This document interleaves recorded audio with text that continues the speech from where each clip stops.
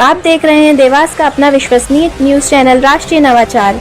इस प्रकार पत्रकार मित्रों से संवाद करने का कार्यक्रम भारतीय जनता पार्टी की हमारी प्रांत इकाई ने तय करा है। और आज की ये जो आप सब लोगों से अनौपचारिक चर्चा का विषय है वो मुख्य रूप से जो अतुल जी ने कहा था कि श्रद्धांजलि देने के लिए उपस्थित हुए, ये पत्रकार परिषद वास्तव में श्रद्धांजलि पर ही केंद्रित है। भारतीय जनता पार्टी के हमारे प्राण पुरुष, भारतीय जनता पार्टी के राष्ट्रीय अध्यक्ष है श्रद्धेय कुशाभाऊ ठाकरे जी का ये जन्मशती उपदेय वर्ष है। अंग्रेजी कैलेंडर के हिसाब से 15 अगस्त 1922 को उनका जन्म हुआ था। और भारतीय जनता पार्टी ने, चूंकि उस समय 15 अगस्त 1922 को जन्माष्टमी का दिन था, तो भारतीय जनता पार्टी बरसों बरस से माननीय ठाकरे जी का जो जन्म दिवस है वो जन्माष्टमी को मनाती है। तो ये जो जन्म शताब्दी वर्ष का निर्धारण करा है ये भी इस प्रकार से करा है कि 15 अगस्त को उनका चूंकि जन्म हुआ था, तो 2021 की जन्माष्टमी से लेकर 2022 तक ये जन्म शताब्दी वर्ष चल रहा है। और मुझे नहीं लगता कि आप में से कोई भी मित्र ऐसा होगा जो माननीय कुशाभाऊ ठाकरे जी के व्यक्तित्व से, उनके कृतित्व से अपरिचित होगा। मध्य प्रदेश को ये गौरव प्राप्त है, भारतीय जनता पार्टी को इस गौरव अभिमान से एक सुखद अनुभूति होती है कि श्रद्धेय कुशाभाऊ ठाकरे जी का जो जन्म है वो मध्य प्रदेश के धार जिला में हुआ था।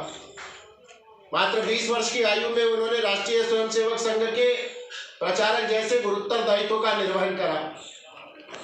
और सबसे पहले वे 1942 में जब राष्ट्रीय स्वयंसेवक संघ के प्रचारक बने, तो प्रचारक के नाते उनका पहला जिला प्रचारक का जो कार्यकाल था वो नीमच जिला से प्रारंभ हुआ था।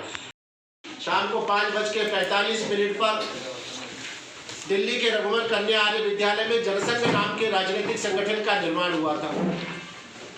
और द्वितीय सरसंघचालक जी जो हमारे थे, प्रातः स्मरणीय माता सदाशिव गोलवलकर जी, उस समय हमारे पास काम करने वाले लोग इतने नहीं थे। हमारे संस्थापक डॉक्टर श्यामा प्रसाद मुखर्जी भी मूलतः राष्ट्रीय स्वयंसेवक संघ से नहीं थे।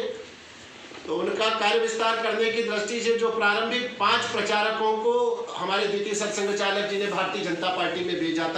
तरह का शताब्दी वर्ष आता है तो सेवा कार्य किए जाते हैं, बड़े स्तर पर समाज जीवन के अंदर सेवा के कामों का संकल्प लिया जाता है। उनकी स्मृति को चिरस्थायी बनाने के लिए कुछ इस प्रकार के काम किए जाते हैं जो बहुत समय तक याद किए जाए। और चूंकि भारतीय जनता पार्टी में कुशाभाऊ ठाकरे जी और संगठन दोनों एक दूसरे के पर्यायवाची हो चुके थे। संगठन कहिए या ठाकरे जी कहिए, तो जो मूर्ति नजर में आती है वो ठाकरे जी की है।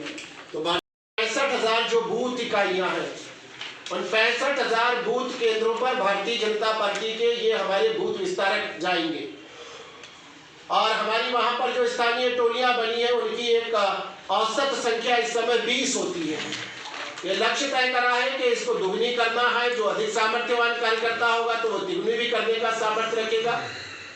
तो समाज जीवन से सीधा संवाद स्थापित करता, जो हमारी कार्य पद्धति का वैशिष्ट है कि प्रवास, संपर्क और संवाद। तो ये जो संपर्क अभियान चल रहा है प्रवास के माध्यम से, इसमें सीधा संवाद जनता से किया जाएगा। तो 4-5 प्रमुख कार्यक्रम, तो नहीं कहना चाहिए कार्यक्रम शब्द भी ठीक नहीं है, 4-5 प्रमुख कार्यों को संपादित करेंगे। एक तो पहले ये करेंगे कि हमारा जो वहां का बूथ इकाई 20 की है, उस बूथ इकाई का सत्यापन किया जाएगा। वो धरातल पर कितना काम करती है, उसकी वास्तविक आकलन क्या है, इसका अनुमान निकाला जाएगा। उसके बाद ये प्रयास करा जाएगा कि 20 से अधिक लोग हमारा काम करने वाले हों। अमूमन एक बूथ पर 1000 औसत मतदाता होता है। इस 1000 औसत मतदाता को अगर हम परिवार में विभाजित करके आकलन करेंगे तो औसतन एक बूथ पर 200 परिवार होते हैं। भारतीय जनता पार्टी ने तय करा है कि हम 200 परिवारों तक पहुंचेंगे। हम खोपड़ी खोपड़ी और झोपड़ी झोपड़ी तक जाएंगे। इन 200 परिवारों में कांग्रेस के मित्र भी होते हैं, अन्य मित्र भी होते हैं जो वैचारिक रूप से हमसे असहमत है, मतभिन्नता रखते हैं, पर उन तक भी हम सर्वस्पर्शी भाजपा और सर्वव्यापी भाजपा का संदेश लेकर जाएंगे। उनसे भी संवाद करेंगे। हमारे बूथ विस्तारक ये भी प्रयास करेंगे कि उस 10 दिन के अपने समयदान के अंदर एक आध दिन ऐसा भी दुर्लक्षण आए कि किसी कांग्रेसी परिवार के घर या कांग्रेसी नेता के घर हमारा कार्यकर्ता भोजन करेगा।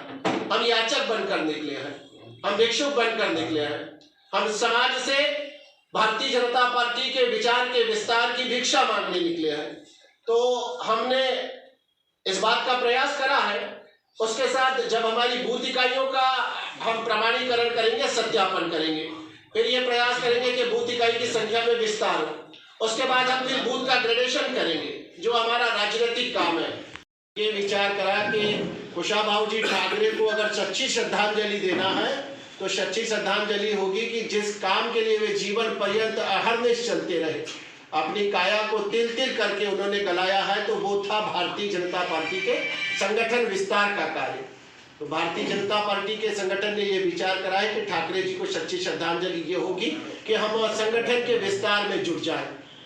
अब ये विश्व का मुझे लग रहा है कि किसी भी राजनीतिक संगठन का, मैं बहुत प्रमाण पूर्वक भाजपा का प्रदेश प्रवक्ता होने के दायित्व बहुत से ये कह रहा हूँ, केवल राज्य का नहीं, केवल देश का नहीं, अभी तो ये विश्व का एक अद्भुत अभियान चलने वाला है। दुनिया के किसी राजनीतिक संगठन ने समर्पण और प्रतिबद्धता के साथ इतनी सीमित समय अवधि में ये काम नहीं किया होगा जो भारतीय जनता पार्टी कर रही है। होता है और भी ऐसा होता है कि चूंकि हम लोग एक अपनी राजनीतिक विचारधारा से काम करने वाले संगठन के कार्यकर्ता है, हमारी अपनी आइडियोलॉजी है, हम हिंदुत्व के वैचारिक दर्शन पर विश्वास करते हैं, तो अक्सर ये दुविधा हमारे सामने खड़ी होती है कि बहु अल्पसंख्यक क्षेत्र के जो बूथ होते हैं वहाँ भारतीय जनता पार्टी कभी जीत नहीं पाती है। तो ऐसे बूथों को हम 20 श्रेणी में रखेंगे। तो एक तो बूथ का श्रेणीकरण करा जाएगा, बूथ इकाइयों को उन्नत करा जाएगा, बूथों का श्रेणीकरण करा जाएगा।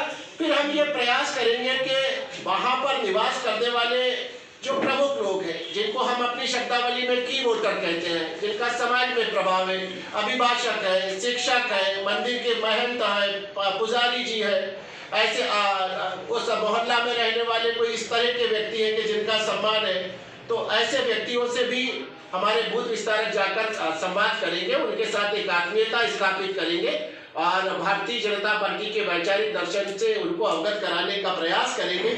और ये भी प्रयास करेंगे जी।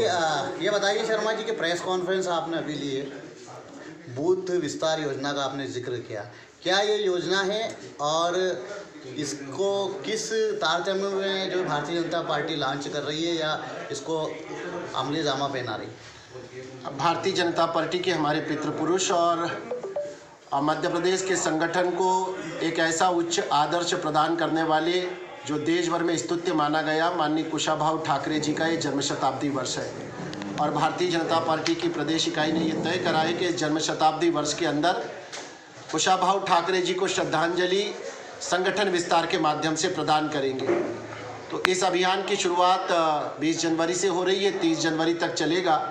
10 दिनों तक भारतीय जनता पार्टी के 20,000 कार्यकर्ता अपने जीवन के 100 घंटे, प्रतिदिन 10 घंटे का समय दान करेंगे, बूथ विस्तारक के रूप में निकलेंगे।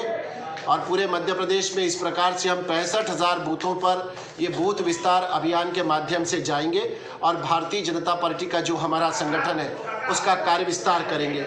और दुनिया में मुझे लग रहा है कि इसके पहले संभवतः नहीं, प्रमाण पूर्वक ऐसा अभियान कभी नहीं चला कि 10 दिनों तक किसी राजनीतिक संगठन के कार्यकर्ताओं ने अपने जीवन के 20 लाख घंटों का समय दान करा है। तो 20 लाख घंटे का यह समय दान जो है ये भारतीय जनता पार्टी की समाज में स्वीकार्यता को और विस्तार प्रदान करने के उद्देश्य से करा गया है और श्रद्धेय कुशाभाऊ ठाकरे जी को ये सच्ची श्रद्धांजलि देने का प्रयास है। कमलनाथ जी की वीडियो पे कल वी.डी. शर्मा जी भी कह चुके हैं कि ये कोई अफगानिस्तान में इस तरह का वीडियो ले रहा है, तो नहीं, मुझे बंदूक दिखा रहा है, आपको क्या कुछ कहना? आप भी प्रदेश प्रवक्ता है। नहीं, मुझे इस बात की हैरत है कि ये वीडियो अगर कोई और राजनीतिक दल का व्यक्ति जारी करता तो पीड़ा नहीं होती। कांग्रेस पार्टी का मुझे लगता है कि कुल्हाड़ी के ऊपर पैर पटकने का स्वभाव बन गया है। अपने ही वरिष्ठ नेता के बारे में जो उनके प्रदेश अध्यक्ष हैं उनका इस तरह का चित्रण करना, और भाई वो कांग्रेस पार्टी के प्रदेश अध्यक्ष हैं, कोई आतंकवादी हैं, कोई लुटेरे हैं, कोई गैंगस्टर हैं, कोई गुंडे फिल्म के अभिनेता हैं, कोई नक्सलवादी हैं क्या, जो उनके हाथ में इस तरह से AK-47 को थमा के चलवाया जा रहा है? और ये लोकतंत्र है, लोकतंत्र के अंदर बुलेट की भाषा समझी जाती है, बैलेट की भाषा। अब बैलेट की जगह कमलनाथ जी के हाथों में बुलेट चलवाई जा रही है। मुझे तो कांग्रेस के मित्रों की बुद्धि पे तरस आता है कि अपने नेता को वो स्वयं ही एक खूंखार आतंकवादी के रूप में चलवा रहे हैं।